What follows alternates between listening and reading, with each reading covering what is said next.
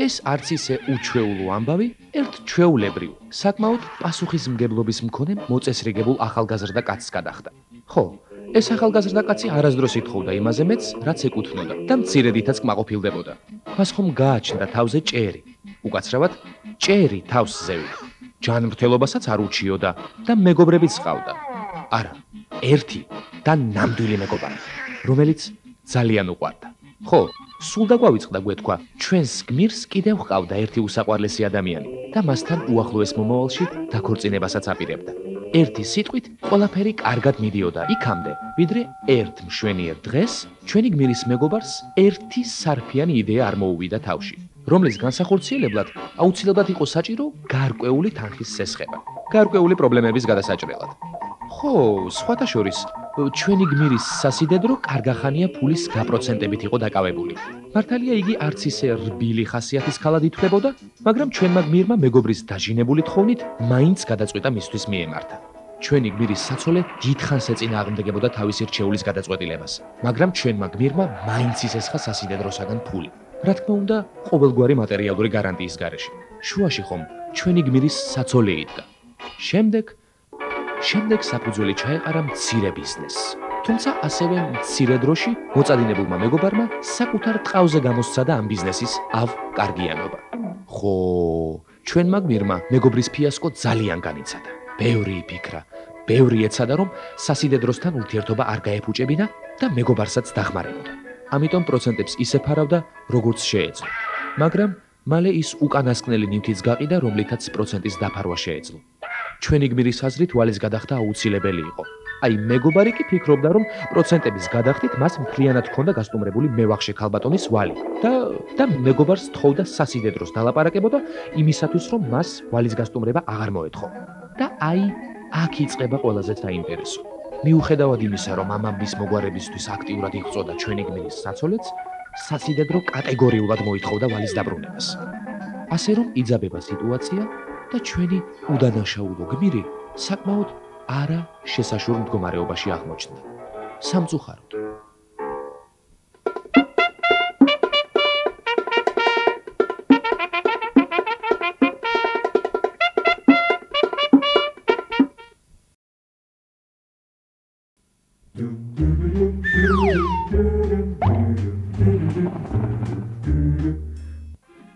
დღეს შეუნახე შვილებსა, მამა ხარ შენი ვალია. აი ეს არის ვალი. მაგრამ სად არის დღეს მსგავსი შემართება? რატომ იღებს ადამიანი მხოლოდ და მხოლოდ მატერიალურ ვალს, ფულის სახით? ამ და სხვა თემებზე სასაუბროთ, ჩვენი ქალაქის მაცხოვრებლებს გავესაუბრეთ, სადაც ჩამოედინება მდინარე მტკვარი. ელემენტარულად რო იცხოვრო, ყველაფერზე ვალის აღება ჭირდება. ფული დამჭირდა იმის გამო, რომ უნივერსიტეტში იყო ცნობები მისატანი და ამიტომ თანხა იყო საჭირო. ერთ-ერთი გამოსავალი იყო ბეჭედის დაგირავება. თვეში ერთხელ სესხულობ ფულს. რა არ მყოფილის ფული. გასაყიდით აღარაფერი აღარ აქვს, რაც ყველაფერი გავყიდეთ, რაც. ჭურჭელიდან დავიწყეთ და რა ვიცი, ლოგინებზე გადავედეთ ქენცვალე და. საინტერესო ერთი რამაც. საიდან იღებს ადამიანი ასე ინტენსიურად ვალს? და რა არის ამ არეულ წუთის სოფელში ფულის დაბრუნების გარანტია? სახელმწიფო იქნებს სინდისი. ვინ გასცემს ამ შეკითხვებზე პასუხს? იცით რა, მე აქაური არ ვძანდები და ვერ გიპასუხებთ ამას. ვისაც კაც უნდა მისცე ფული, რომ დაგიბრუნოს კიდევ. ასეც ხება $100, თუ არ დაგიკავშირდება ერთი თვის განმავლობაში, ესე იგი $100 გაგზვალა. და იცი რომ $100-იანი კაცი არ. ნუ ახლა ისეთ ვიღაცას ვასესხე, რომ გარანტია მქონდა და აუცილებლად დამიბრუნდებოდა. ნაცნობ თუ არ გადაყდა, ახლა ბევრი რაღაცა ვეჭხდება და რაღაც უკმაყოფილება მოხდება, მეტი ხო არაფერი, რა და სახს ხوار გამაკეთინებს.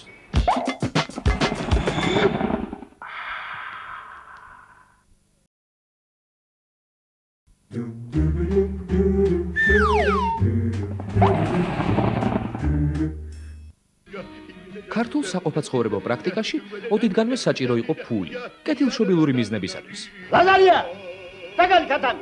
მაგრამ რომ არ ყავდათ ამდენი მამალი ან არ ჰქონდათ მამლის საყიდი ფული, ქართველები ქართულად იღებდნენ ვალს მსოფლიო პრაქტიკისაგან საკმაოდ განსხვავებული და ორიგინალური მეთოდით.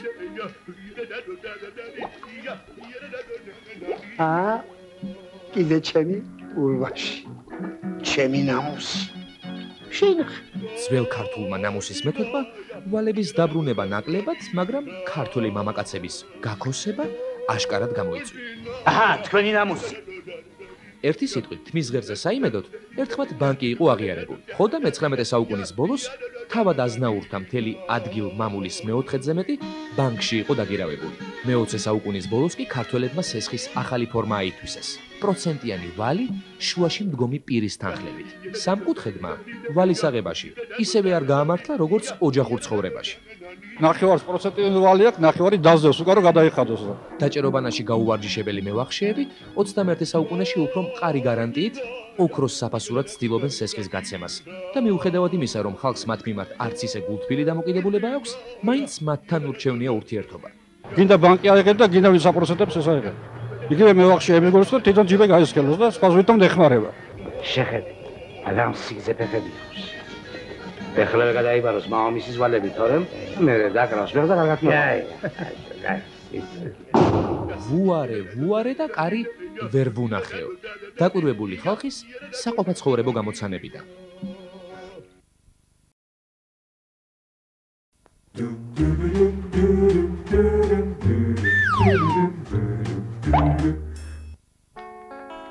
იყო და არა იყო რა, იყო ერთი ქვეყანა. ქვეყანა ნოყიერი ნიადაგით. სადაც ერთხელ დათესილიც კი ელვის სისწრაფით მრავლდებოდა. რავა, ანზორიემ თუ გახსნა ბანკი, აჩიკუნა რა, ნაკლები ბიზნესმენია თუ? ამ ქვეყანაში ხალხი გულუბრყვილოდ იჯერებდა ყველაფერ ახალს. ახლა ბატონო ცივილიზაცია ფუს მუთაკებში კი არა, ბანკებში ინახავენ, აბა?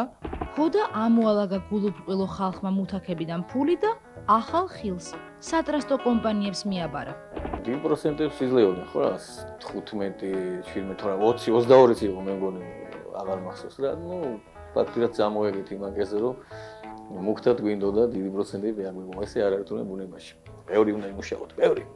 თუმცა სანამ ამ მოსაზრებამდე დიდაქტიკურ ფილოსოფიურ მოსაზრებამდე მივიდოდა ლევან ლელაშვილი, ჩვენი კი ჭუკაცო? თავადაც ერთ-ერთი სატრასტო კომპანიის მსხვერპლი გახდა. ესე იგი შენ შემოიტანე ფულს მემაძლებდნენ შენ ფულს მერე და ჩემ ფულს აძლევდნენ პეტრეს და ივანეს, ხო? საქონელი არ ედგა, გამყარებული არ იყო. ამიტომაც, ნუ დაიშალა როგორც მოსალოდნელი იყო. ხო, და ჩემი ფულებიც გაფრინდა. თავიდან ყველაფერი კარგად მიდიოდა. ახალი ცოცხი კარგად გვის. და ბატონ ლევანსაც პროცენტებით სოლიდური თანხა დაუგროვდა. მიწევდა უკვე გამოტანა, თქვა რომელიღაცა რისკში, ხო?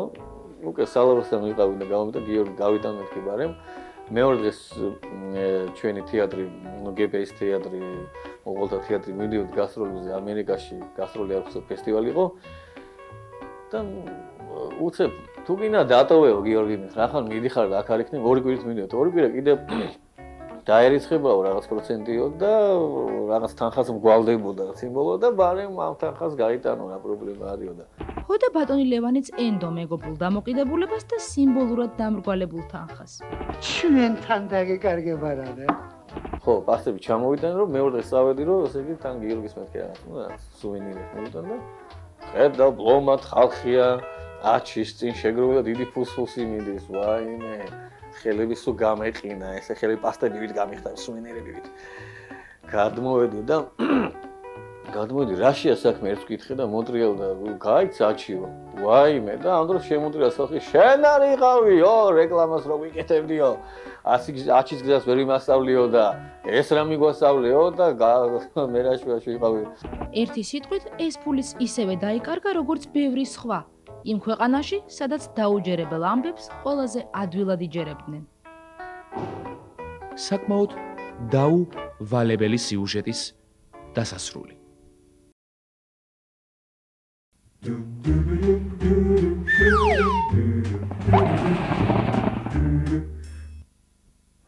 რომ ადამიანი ფსიქოლოგიურად ყველაზე ბოლოს ელევა ბინას და ესე იგი სტატისტიკა როდესაც იზრდება ხოლმე ბინის ესე იგი ლომბარდული სესხების გამოტანას ესე იგი ჩადების რიცხვი მოთხოვნა ბანკებში ეს ეკონომიკას აძლევს სიგნალს რომ ეკონომიკა ცუდ მდგომარეობაში ანამდე ასეთი სიგნალი დიდი ხანია ეძლევა ეროვნულ ეკონომიკას 80% გირავდება თბილისში და იყიდება სულ ყიდია გირავო ყიდა გაყიდვა გირავო ძალიან ბევრი ვალების გამოსაგიროებში გავყიდე ბინა და დავფარო ეს ვალები. ბინის გარდა კიდე მანქანაც გავყიდე რომ დამიფარო ეს ვალები. მოკლედ, ვალების დასაფარად ნივთების დაგირავება საქართველოში უკვე არც ისე ორიგინალურ მეთოდად ითვლება. მაგრამ არც ისე ბევრია ისეთი ორიგინალურად მოსაზრებული ქართველი, რომელიც ამგვარ დაწესებულებას აი ასეთი შენობების გვერდით ხსნის. შესაშური გონებამახვილობის წყალობით. ამ დაწესებულებებში ხშირად იმ ადგილიდან და იმ ნივთებით მიდიან, რაც იმ წუთას აქვთ თან. მაგალითად, მობილური ტელეფონებით, რომლებიც ალბათ სალომბარდო მომსახურებისთვის არც ისე სარფიანია. მე მოლაპარაკებაზეა. ხოლო იქ, სადაც ასეთი მოლაპარაკებები ჭრის, ნივთების შინაარსის მრავალფეროვნება თვალშისაცემია. ერთი სიტყვით, ვალის აღებ მოთხოვნა საქართველოში ძალიან ორიგინალურია. თქვენგან არაფერი არ მერგება, მაგრამ ვინც ხარ ჩემი სახლი გაზიზნობა და ყაბალახი წაუღია და ქედა უგარგავს საცხ. სხვათა შორის არანაკლებ ორიგინალურია ვალის დაბრუნების ფორმებიც. ამათ თქვენ როგორ გონიათ? ყველა აბრუნებს ეს ხომია. წლებით გრძელდება ხოლმე ხანდახან ხვეწნებია, გიზდაშვილი გამოსდება, მამიდაშვილი, ახლობელი, ბანკის მმართველიც ადამიანი ეს უგულოკი არ არის. ეს ქვეყანა აქამდე კიდე ამან მოიტანა. აი ადამიანური ფაქტორი მუშაობს. Iberus. Miami turcaucasur aerotiticus temperamentos. ძალიან ავალ გარდული სიუჟეტის დასასრული.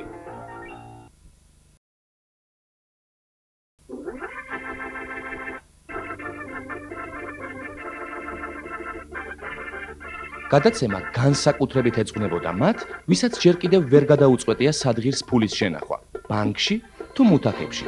და ასევე გადაცემა ეძღვნებოდა არა მარტო მათ. აბა